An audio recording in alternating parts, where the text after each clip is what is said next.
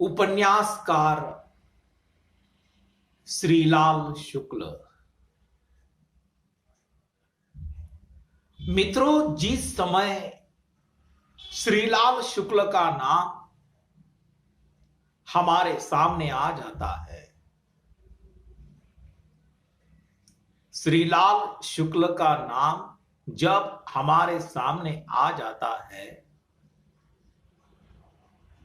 तो श्रीलाल शुक्ल द्वारा लिखित राग दरबारी उपन्यास हमारे आंखों के सामने झलकता है। हिंदी उपन्यास साहित्य क्षेत्र में श्रीलाल शुक्ल आज भी जो विख्यात है वह केवल उनके द्वारा लिखित राग दरबारी राजनीतिक उपन्यास के कारण है, ये मैं मानता हूं। श्रीलाल शुक्ल को साहित्य अकादमी पुरस्कार भी मिला था। श्रीलाल शुक्ल को साहित्य अकादमी पुरस्कार जो मिला था वह केवल एकमात्र उपन्यास राग दरबारी के कारण। श्रीलाल शुक्ल वैसे देखा जाए तो स्वतंत्र उत्तर उपन्यासकार, एक व्यंग्य लेखक, उनकी रचनाएं, उनके उपन्यास व्यंग्यात्मक उपन्यास है।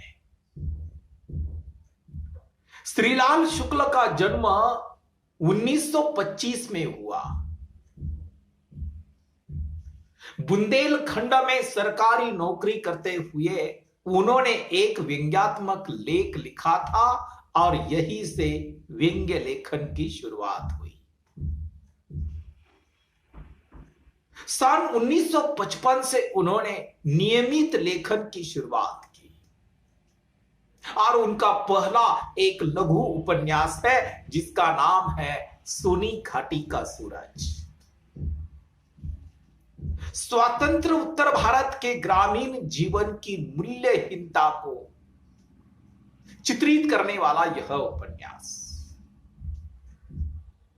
सोनी घाटी का सूरज यह उपन्यास लिखने के बाद उनका दूसरा उपन्यास राग दरबारी, और राग दरबारी के कारण ही उन्हें ख्याति मिली और साहित्य अकादमी पुरस्कार भी प्राप्त हुआ।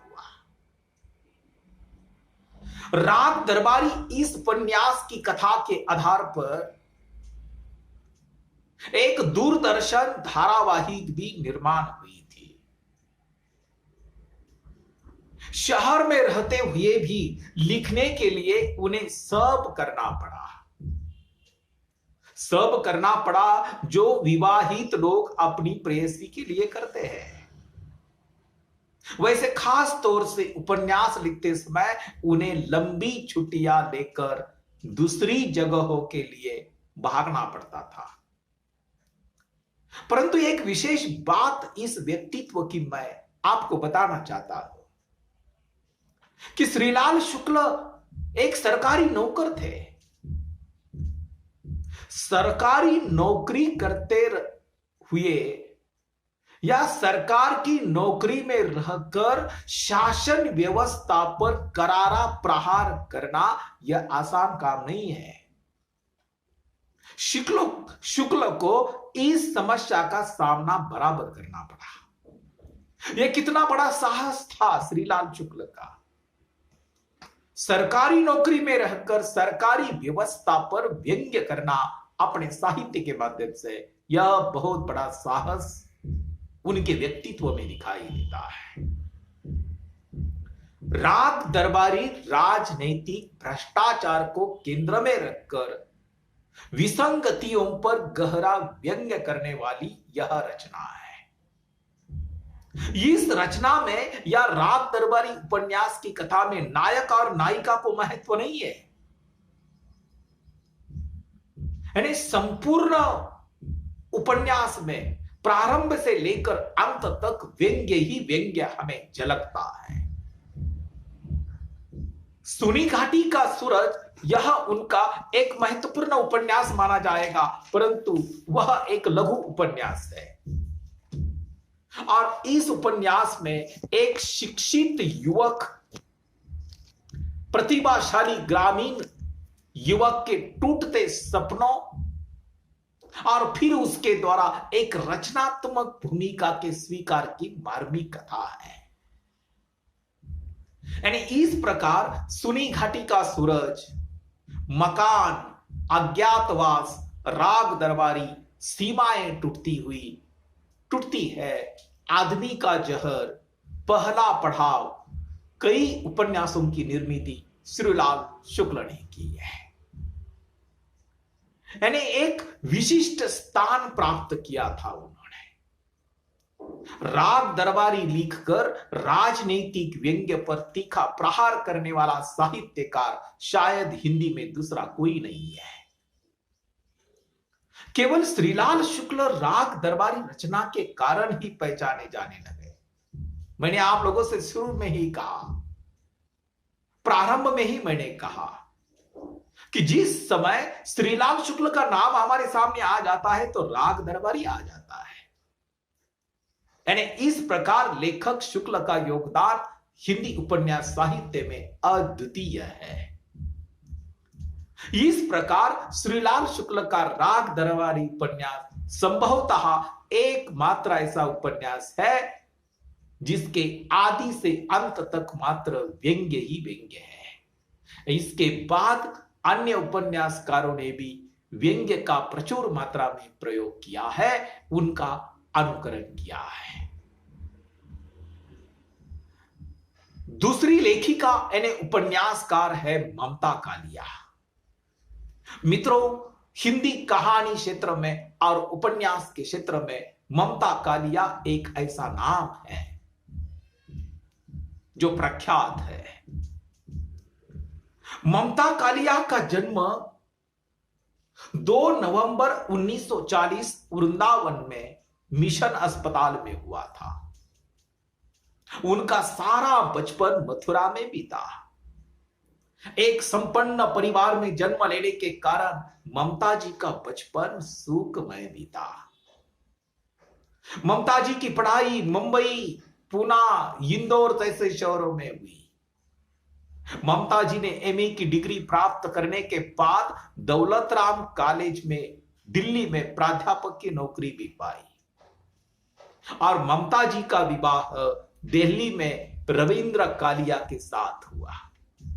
मित्रों, रविंद्र कालिया प्रसिद्ध लेखक और प्रसिद्ध पत्रकार माने जाते हैं और रविंद्र कालिया के साथ विवाह हो गया। ममता कालिया का व्यक्तित्व, उनके व्यक्तित्व की एक झलक है। अपने मस्तक पर बड़ी सी बिंदी, उससे ही ममता कालिया पहचान जाती है। सुंदर ऐसा चेहरा, स्वभाव से अत्यंत हंसमुख, प्रतिभाशाली होने के साथ साथ ईमानदार भी थी, ईमानदार भी है। ममता कालिया को हम हिंदी साहित्य में कई नामों से पुकार सकते हैं। कहानीकार ममता कालिया, उपन्यासकार ममता कालिया, एकांकीकार ममता कालिया और कवयित्री ममता कालिया। ममता कालिया ने पहले कहानियां लिखी, परंतु उसके बाद उन्होंने उपन्यास लिखना प्रारंभ किया। परंतु उनके अधिकतर जो उपन्यास है वह लघु आकार के उपन्यास होने के साथ साथ मध्यवर्गीय शिक्षित नारी और उसकी समस्याओं को लेकर लिखे गए उपन्यास है। यानी मध्यवर्गीय यानी मिडिल क्लास की जो स्त्री है, जो नौकरी करती है और नौकरी करते हुए अपने पति के साथ, अपने बच्चों के साथ रहते हुए अपने परिवार में उन्हें अनेक समस्याओं का सामना करना पड़ता है। यानी नौकरी पेशा नारी की स्थिति, पति पत्नी के प्रेमहीन संबंध आदि उनके उपन्यासों के मुख्य विषय रहे हैं। ममता कालिया के उपन्यास बेघर, नरक दर नरक, प्रेम कहानी, एक पत्नी के नोट्स, ये चारों उपन्यास पति पत्नी के प्रेमहीन संबंधों पर आधारित उपन्यास है। और उनका एक प्रसिद्ध उपन्यास है दौड़। दौड़ इस उपन्यास में आज की आधुनिक पीढ़ी के नवयुवकों के जो स्वप्न है या बदलती हुई जो पीढ़ी के रंग है उसी का चित्रण किया गया है। दौड़ इस उपन्यास में आधुनिक पढ़े हुए नौजवान लड़के लड़कियां उनके स्वप्न है। आधुनिक पीढ़ी के अनेक पहलुओं का चित्रण उसमें हुआ है। अपनी मर्जी के अनुसार जीने वाली आज की पीढ़ी है। मन में आए वही कर लिया। इस प्रकार एक नौकर पेशा स्त्री, उसका रोब जमाने वाला पति आदि को लेकर ममता जी ने इस उपन्यास में पुरुषों की मानसिकता को उघाड़ने का काम किया है। ममता कालिया का एक पत्नी के नोट्स नाम का जो उपन्यास है बहुत ही सुंदर ऐसा उपन्यास है। अरे एक पत्नी के नोट्स इस उपन्यास में केवल दो प्रमुख पात्रों को लेकर यह उपन्यास की कथा गुंथी गई है। एक पत्नी के नोट्स ममता कालिया का यह जो उपन्यास है इसमें पति पत्नी, प्रेमी, संदीप और कविता है।